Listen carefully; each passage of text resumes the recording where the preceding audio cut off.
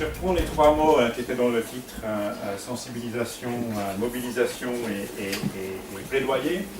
en disant un petit peu comment ça s'articule quand même sur la durée. La sensibilisation, c'est ce qu'on fait à travers la campagne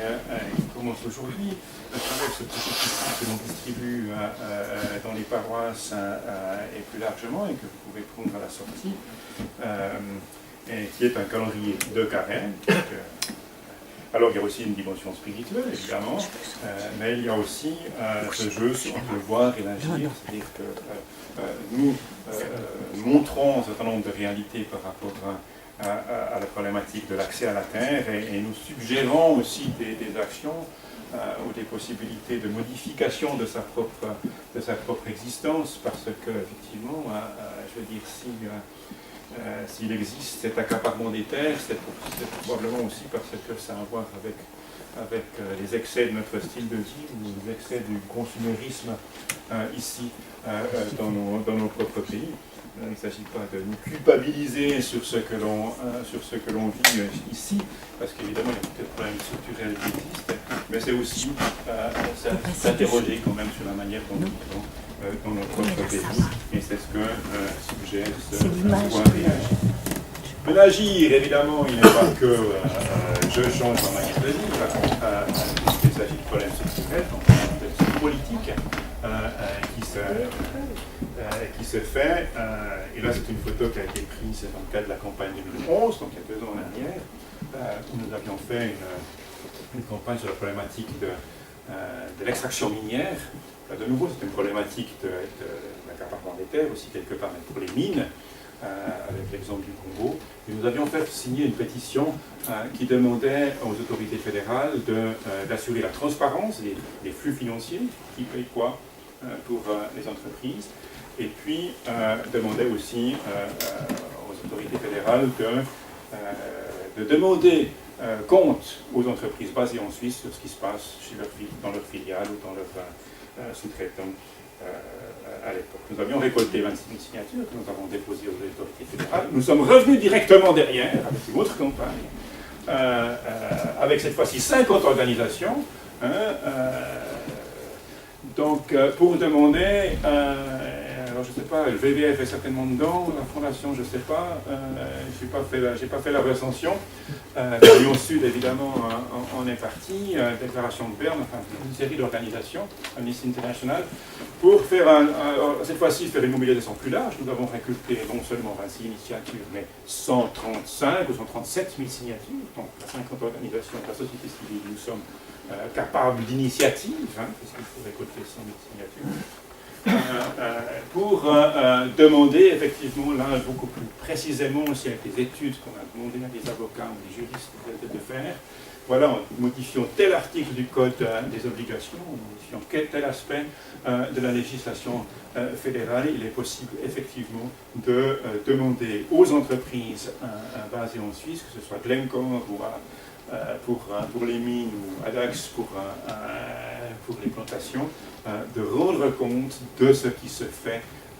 en Afrique, de ce que leur filiale ou leur sous-traitant ou leur entreprise fait en Afrique quand il y a violation du droit. Et alors, ces démarches sont au Parlement maintenant, puisqu'il y a eu examen de ces pétitions au niveau des commissions des chambres fédérales, et puis il y a eu effectivement un certain nombre de conseillers nationaux qui ont déposé des postulats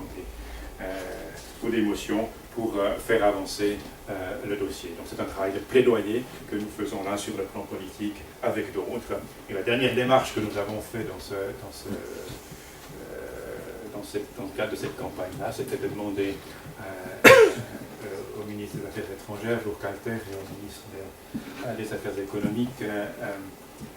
Schneider-Raman, de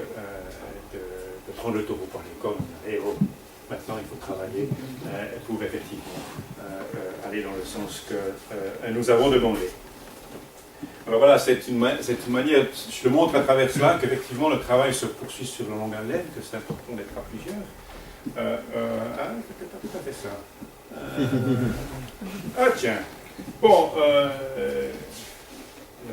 Bon, ben voilà. Ce que je voulais montrer avec le schéma qui n'est pas apparu, c'est simplement qu'effectivement, il y a un cercle entre effectivement, le soutien que nous apportons aux partenaires du Sud, que ce soit un soutien à la survie, à la vie, simplement, hein, pour garantir la sécurité alimentaire, et aussi avec une dimension de souveraineté alimentaire,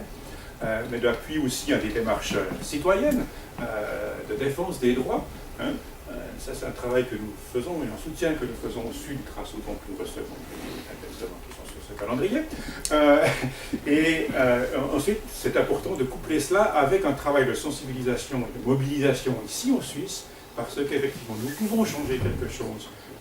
ici en Suisse, et d'accompagner cette mobilisation évidemment par un travail de plaidoyer qui se fait effectivement au niveau national, et puis c'est quand même là que se trouvent les principales sources du droit,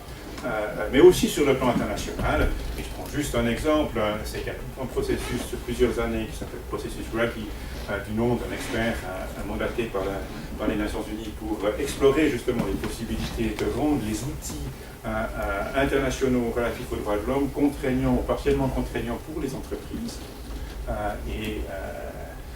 Donc c'est un travail qu'on a fait à plusieurs, hein. Donc il y a tout le réseau protestant des œuvres d'entraide, il y a eu tout le réseau catholique des œuvres d'entraide, il y a eu différentes organisations qui ont été impliquées dans ce travail-là. Et puis, si je pense à un des travaux que la Fondation pour le progrès de l'homme fait, aussi la gouvernance, hein, comment est-ce qu'on articule la problématique du droit national, du droit international, avec la préoccupation du bien commun, de manière à ce qu'effectivement les acteurs économiques, les acteurs privés soient effectivement encadrés par un droit efficace,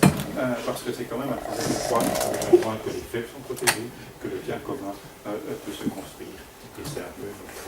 notre plaidoyer et notre travail que nous faisons ensemble depuis le prochain FHRM depuis 42 ans, et nous ne le faisons pas seuls, nous le faisons avec beaucoup d'autres organisations à travers le monde et en Suisse. Voilà.